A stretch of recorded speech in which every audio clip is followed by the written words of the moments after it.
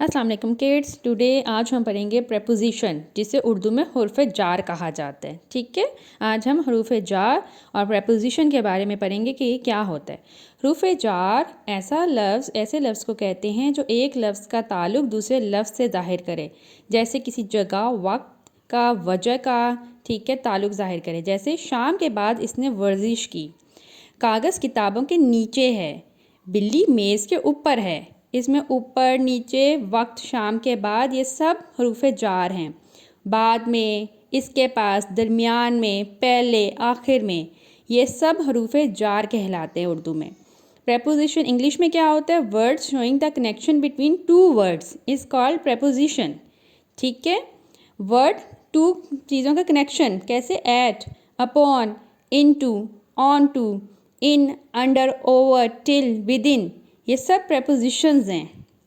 ठीक है, for example the cat is under the chair, the thief was in the room. Under and in is prepositions. ठीक है, ये prepositions होते हैं। Okay, thank you for watching kids. अपना ख्याल रखिएगा। Take care. अल्लाह हाफिज़।